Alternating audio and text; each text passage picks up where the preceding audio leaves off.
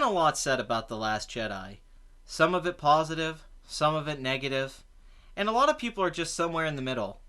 It's definitely the most divisive Star Wars movie in a long time, if not ever. Yeah, that's debatable. But as of right now, the discussion is certainly still going whether or not people really love or don't love this movie, or if they hate it, or if they just like it, or if they think it's mediocre, or it's all over the place. No, depending on where you look, that's what it is. But I'm making this video as someone who wasn't a fan of the movie.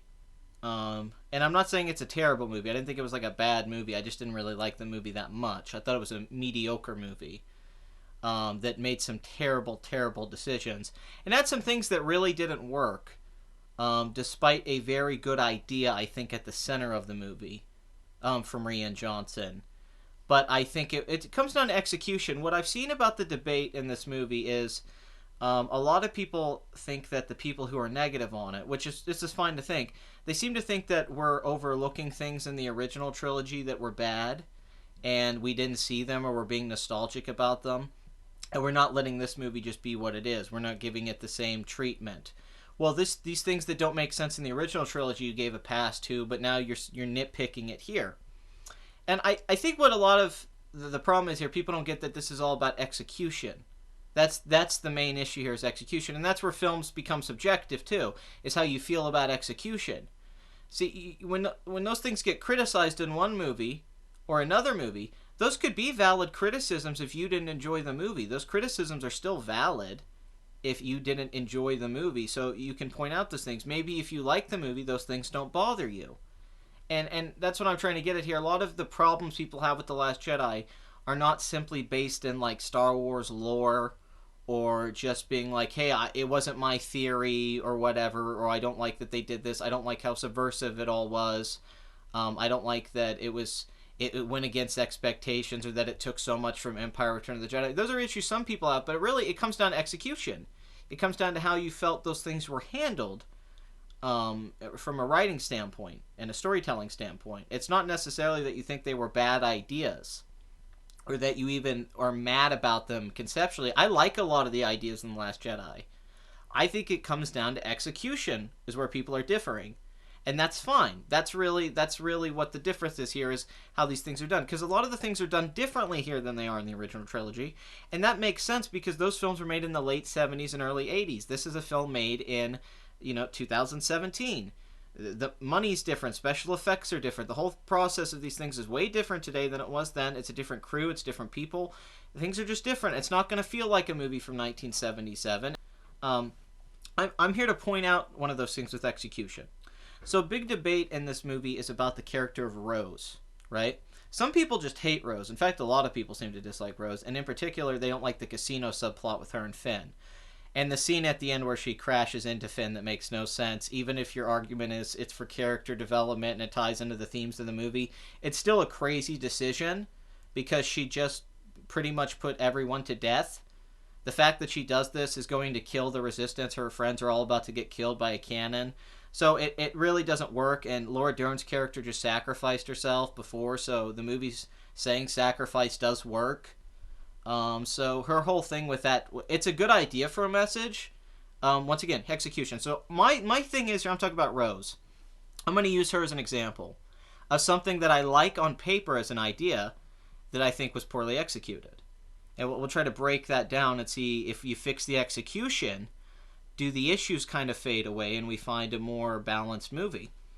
Okay, because it's not just about the idea of the movie and what it's trying to say or do, it's also how a movie is made and how it conveys those ideas, and how the filmmaker presents them visually. Okay, so Rose starts out, we find out that her sister died at the beginning, and that's pretty cool, and she has the necklace, right?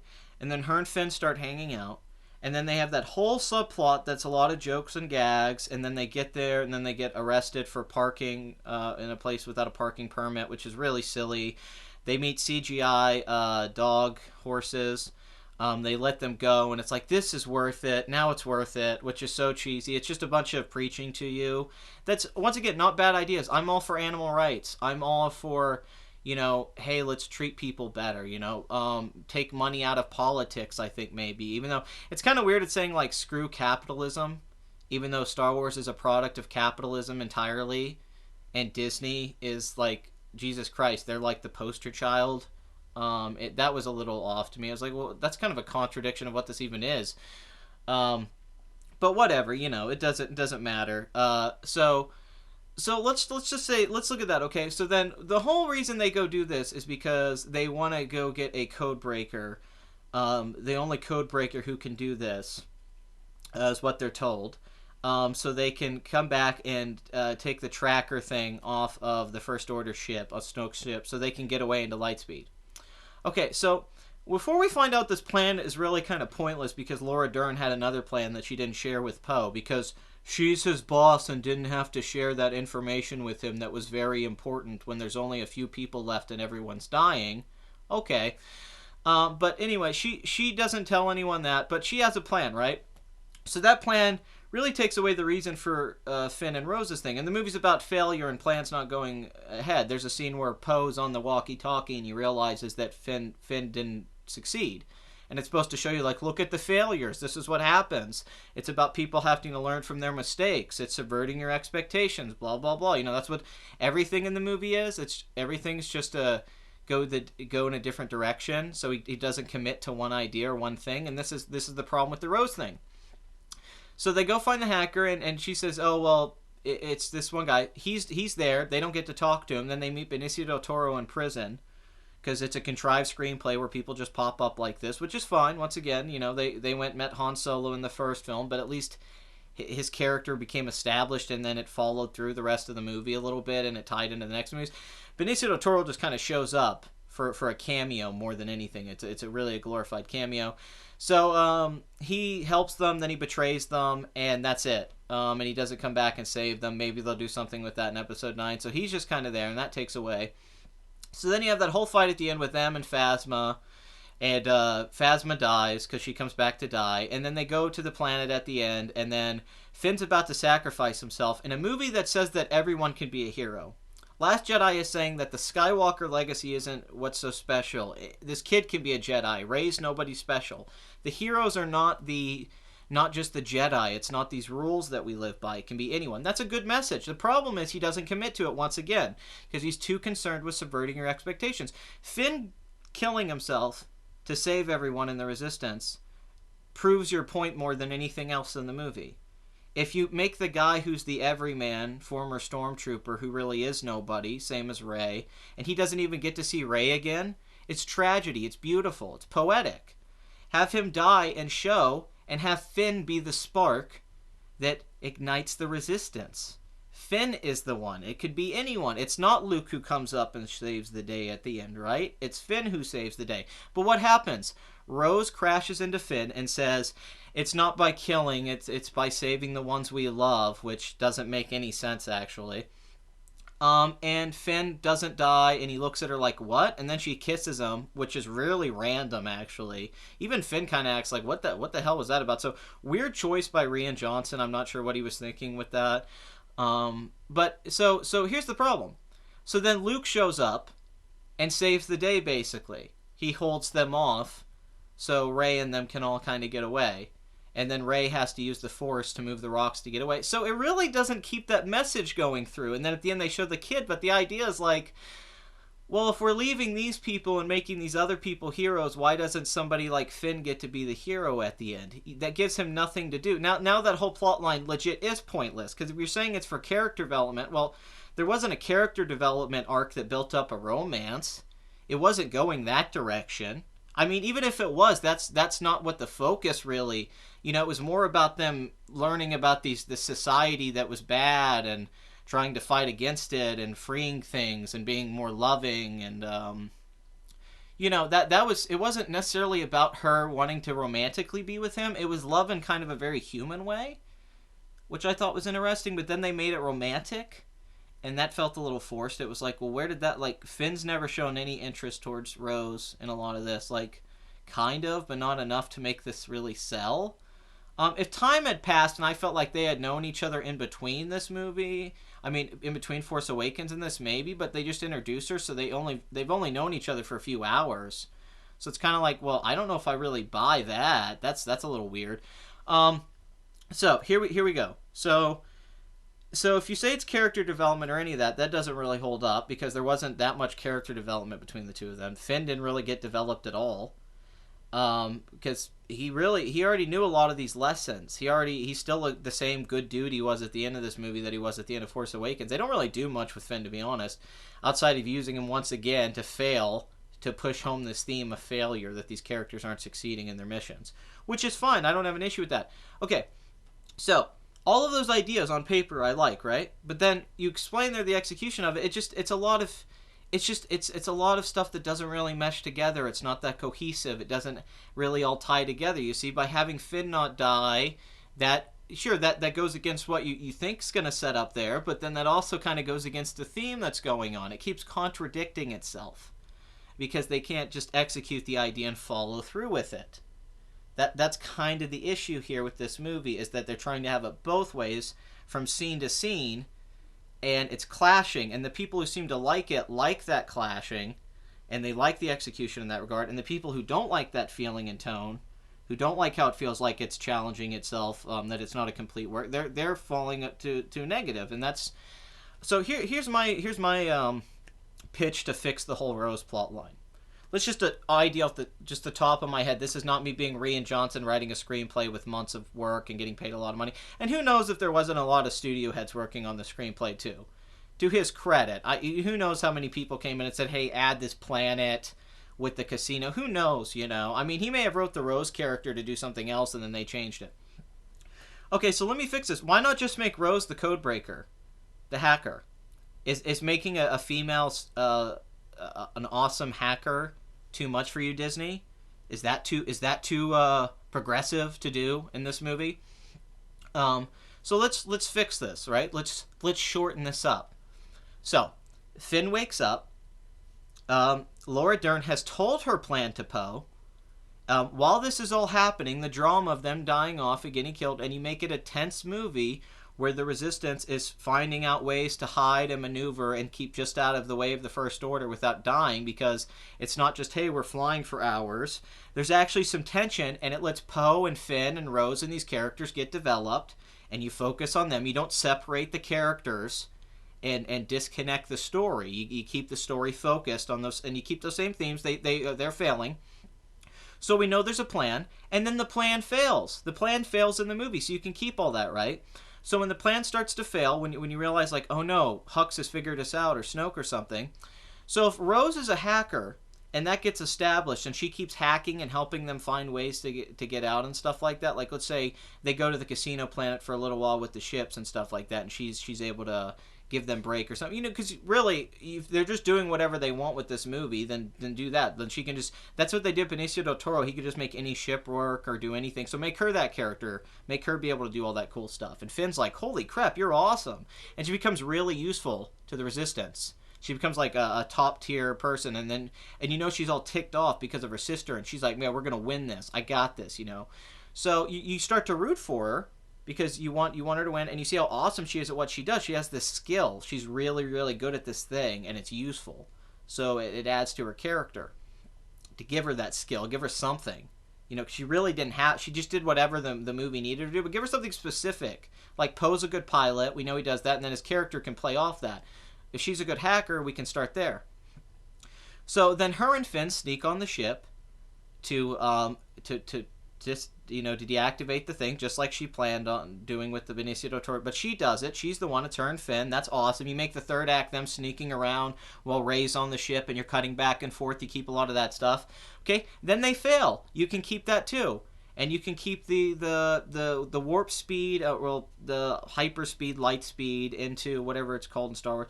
You can go into you can have Laura Dern crash it in, or you could make that Leia, which would be a great moment for Leia, or Akbar, and actually cut out the Laura Dern character and make all of the dynamics between Poe and her, between him and Leia, which would give Carrie Fisher more to do in her last movie role and an awesome movie death. But that wasn't, I don't think they knew Carrie Fisher was going to die, so obviously that probably is why that didn't happen. But in retrospect, that probably would have been a better idea to make that a Leia moment, because it's so awesome. That'd be a great way for her to go out and be like, oh man, great, she had this up her sleeve the whole time. Um, so they do that. So okay, why not have it when Phasma shows up, the plan fails, Rose and Finn are fighting Phasma, and then there's that moment that BB-8 shows up to save the day, because once again it goes against your expectations. You think it might be Benicio del Toro, but okay, what if it was Rose? She somehow activated one of those and was able to save Finn, right? And then they have Phasma. They can kill Phasma, and if you remember, the handcuffs have already been established because they were taken prisoner. So what if that all goes down and Rose says, hey, don't kill her? Like when you see her eye and there's that moment. And Finn's like, what are you talking about? And she's like, listen, let's not be like them. Let's not win this war of just blindly murdering people. You know, that's what happened at the beginning here. We can't just think about that. We have to take people hostage and give them a chance. We have to show humanity. We have to be humble about this. We have to give them a chance. Like she's just brainwashed like you were and some of your friends. She's not just evil.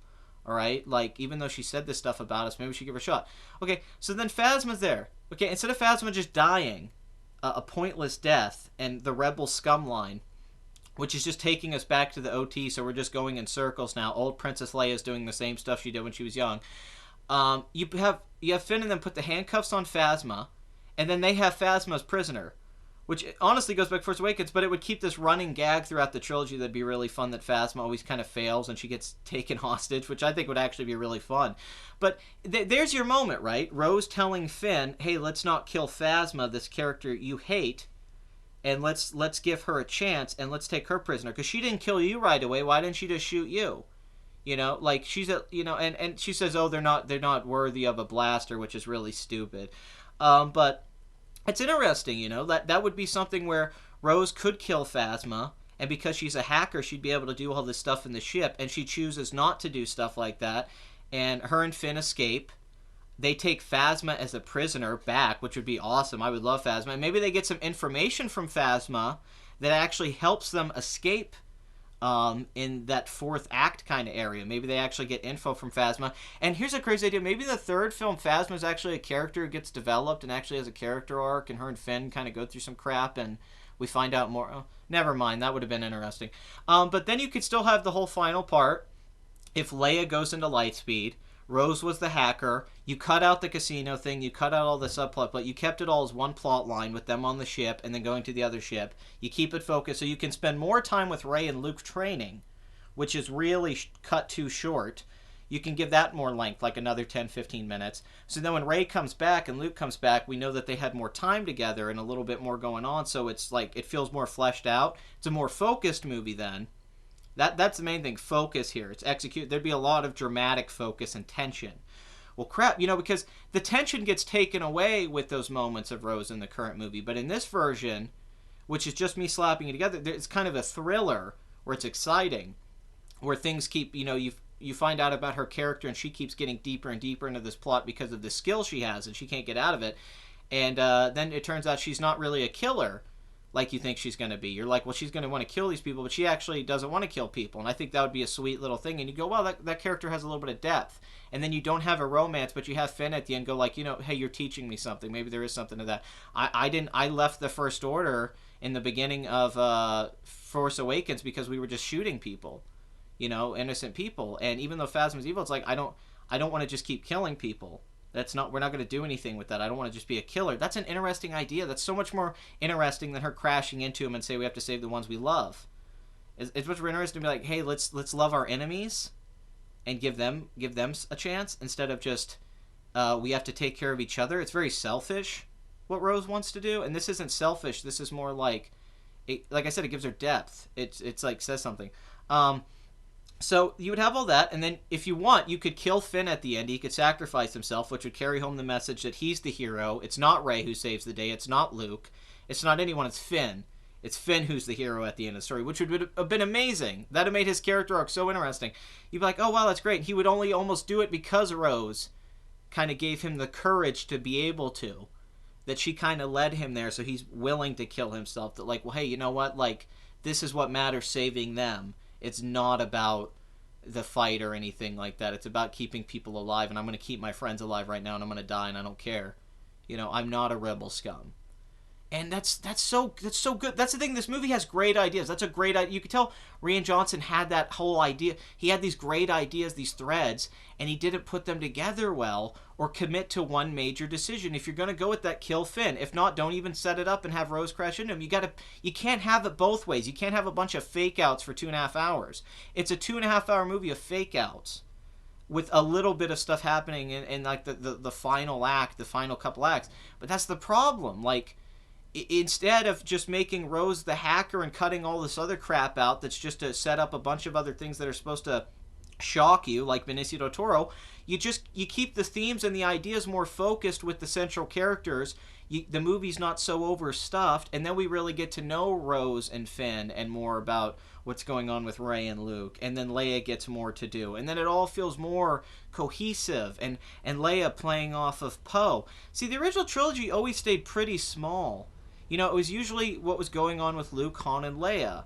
For the most part, that's kind of... I mean, Return of the Jedi loses a little focus there in the first part when they're on Jabba's place and it goes everywhere, but the first two movies, the ones that people really like, and I like Return of the Jedi, but it's really that group coming together, and this plot focuses on them. It doesn't bring in that many supporting characters. Sure, Vader comes in and Obi-Wan comes in, but they're not the focus. There's a lot of dramatic focus on the trio. And I feel like what this movie did so wrong was that it took away from Poe, Rey, and Finn and tried to give everyone, Laura Dern's character, Benicio del Toro, every new character, a Snoke even, they tried to give them all stuff to do and stuff, and it took away from the center of it, the heart of it, and that takes away the emotional investment. So when things happen that maybe you don't agree with or they're kind of wacky or new, you can embrace them more if you're really emotionally invested. But when your emotions are getting too pulled apart and the themes aren't all connecting and all these ideas aren't being done in an intelligent way to all flow in, then you don't really have any...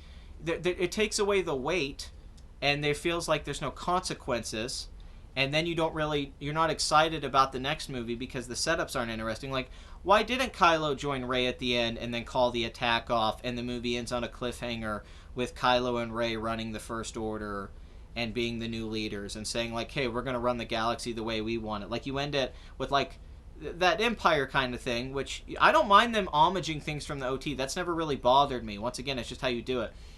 But if they were just standing there looking out the window and it was Kylo and Rey and it ended there, it's like, what's Luke going to think about this? What's Leia going to think about this? That opens up all these possibilities. What's the galaxy going to look like under Kylo and Rey? Are they going to be able to keep that bond?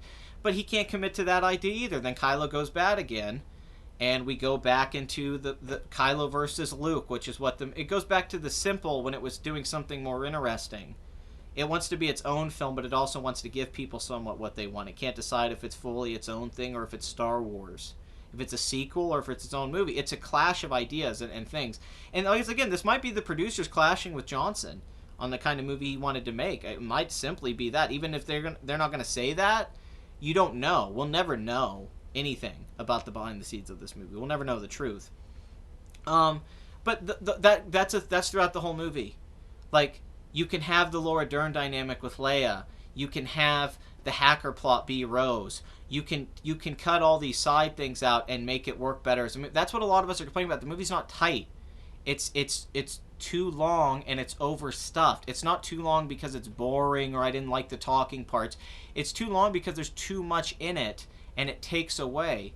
It needs to be tighter and keep those ideas going and build momentum and drama and tension and character building and world building, and that would do just changing little things throughout this whole movie about what goes here, what goes there, what this character does, what that character does, would fix so much of this movie that a lot of my problems with it, I wouldn't care because I would really enjoy it. It would be moving so fast, it'd be so entertaining, it'd be so engrossing, but because it kind of challenges you so much from scene to scene, and it's very almost clinical in its approach for a while, you start to look at it and you start noticing flaws that maybe you wouldn't notice as much in other Star Wars movies because it's more apparent because the film is less well constructed than your typical Star Wars movie. Just because it's more artful, as a lot of people said, doesn't mean that it's better made. There's a lot of problems with the way, because pacing's part of a movie, flow's part of a movie, how scenes flow together and dialogue and all that stuff, and this movie doesn't totally nail that aspect. So it hurts some of the stuff that he does really well, and also just slight decisions he made in the screenplay where he sets up really cool stuff, and then he's too concerned with doing things that are not obvious, that it makes the movie kind of obvious. You know Snoke's going to die because it's so telegraphed, and then that moment could not be, that moment could be fixed if Snoke told Kylo, like, hey, actually, I know you're going to turn this on, and then Kylo had to kill Rey. That would be crazy. I would have never expected that in a million years, that Kylo was going to kill Rey in this movie if it ended with the death of Rey. That would have shocked me. I'd have shocked. I wouldn't know what to do. I'd freak out. I'd think about the film like, wow, she really was nobody. But instead, they keep trying to shove it down your face that she's nobody, and then Snoke dies really easy, which, you know, I know people say, oh, the Emperor got thrown down the thing. Well, that's fine, sure, that's comparable, but, like, it just, I don't know, it doesn't have, because there was dramatic tension in, like, that we knew Vader and Luke were related, and father and son, and what they had talked about, and what the movie was building up towards, and it was because of Luke right now that Vader was able to turn, and you could buy the Emperor as this over-the-top crazy villain. He just acted like, and Luke even says, you know, your confidence will be your downfall, and then Rey just repeats those lines, so it doesn't feel fresh this time. It feels like they're just doing it again. So he basically just dies the same way, which really isn't Johnson doing anything new. It's just him repeating what's happened before in a different way. Instead of actually doing something different, where what if Luke Skywalker had died in Return of the Jedi and it was just Darth Vader and the Emperor?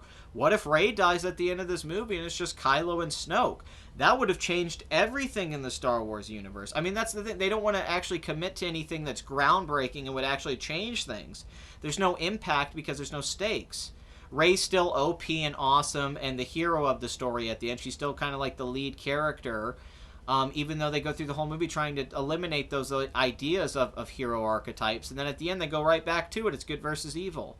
Is how it feels. Kylo and Rey are pulling the lightsaber. You know, it's good versus evil. And it's like, it's a visual metaphor for this whole movie. Rian Johnson is, that lightsaber is being pulled and he wants to do this and he wants to do this and he can't do it. So he just rips the lightsaber apart. He's like, screw it.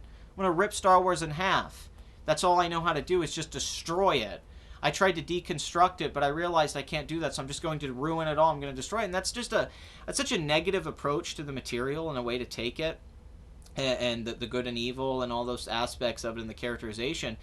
Instead of, you know, developing the characters from how they were set up in The Force Awakens, who Poe was and Finn was, and their friendship, and Rey's friendship with them, and her relationship with Luke, and developing. There's so many things that you could have built on that they didn't care about because he was more interested in, you know, Kylo and Rey's thing, and kind of Luke and Leia, and Finn kind of became a second, you know, too secondary. And then it makes you kind of go, well, does he really have a point anymore? And he gets so much screen time. So it just, and then he doesn't really get a payoff at the end. So it's kind of like, well, okay. I mean, at least Poe had a character arc where at the end it's like, okay, Poe's the leader now and he learned to retreat, even though that's the moment that retreating made no sense because there was no other option. And Poe's just like, hey, let's retreat. And then at the end he knows that, you know, you can't win every battle. But, like, Finn doesn't really have much of a character arc.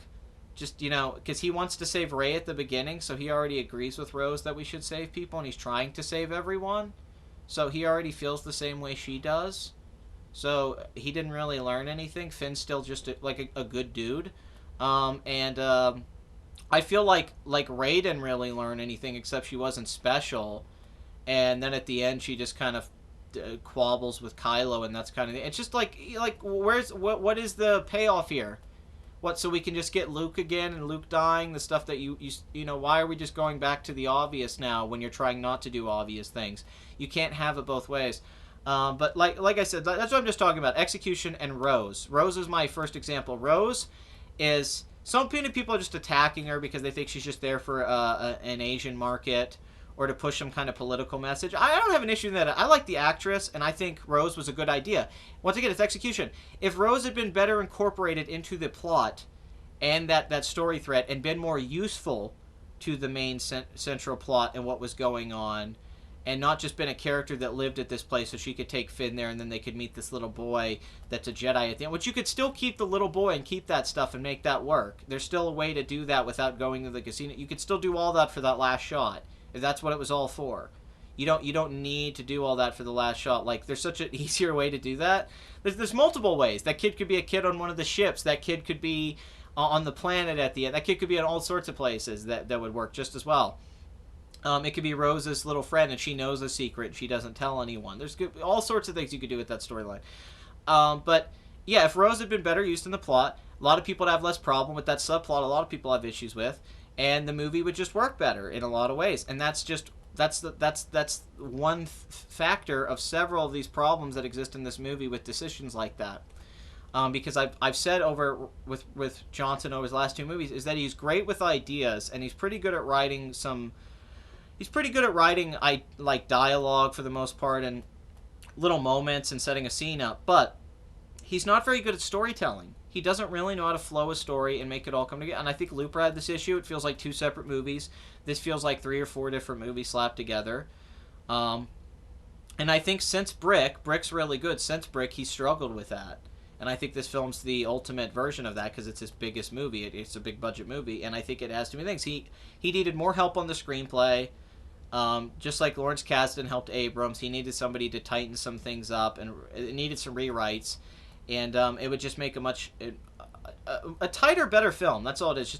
Just a better version of the movie he's making, not a movie that because once again, I don't dislike his ideas. It's just how they're done. If they were done better, I think everyone would just love this movie. There'd be no arguing, and we'd all agree on pretty much everything. I think that the problem comes down to with some of this sloppy stuff, some of these sloppy choices. And those sloppy things affect the overall movie for some people, and it's where you fall on that line that it factors in. But I think you could have cut down a lot of the sloppiness, and it would have fixed this movie. There would have been a lot less negativity, and there'd be a lot less fighting right now between the fans. Fans are just fighting like crazy. It would be a lot more talking about the cool stuff in the movie and where it's going, instead of everyone debating it. And that's my 2 cents on this. I think that it was a poorly rendered film, well made technically, but poorly from what his storytelling is, beats and flow and all that stuff. Not even poorly edited, awkwardly edited, but not even a badly put together film. But it goes back to the scripting. It reminds me of like a Chris Nolan film. His worst ones for me, like Interstellar or Dark Knight Rises, where they're overstuffed and bloated and a lot of things don't make sense. And they're still entertaining, but there's plot holes and character things just happen because it needs to happen and things aren't consistent. That's how I felt with... I didn't feel the way about Dunkirk, but his previous films, I was starting to feel like that's where he was going. That's what this... Or Peter Jackson, The Hobbit... this wasn't as annoying as those movies, but it did remind me of like the Hobbit trilogy and that kind of stuff. It made me go back like, yeah, just too much. Really cool ideas with this movie, but too much and not enough to flesh them out and putting it together and all that. But anyway, that's all I got to say. If you love this movie, don't take this as a negative on you. I know it's different for everyone, so I'm not trying to say I'm right and you're wrong. Please don't take it as that way. I just have to state my opinion because that's all I can really do in this video. I can't try to spend the whole video trying to give both points of view because then it's just going to be too long and I'll go anywhere. Kind of like this movie. Haha.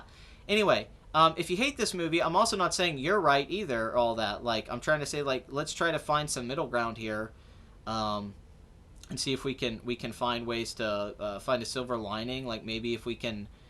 Maybe there's stuff in episode 9 they can do to fix some of these things, you know. But like, comment, and subscribe, and I'll see you guys next time.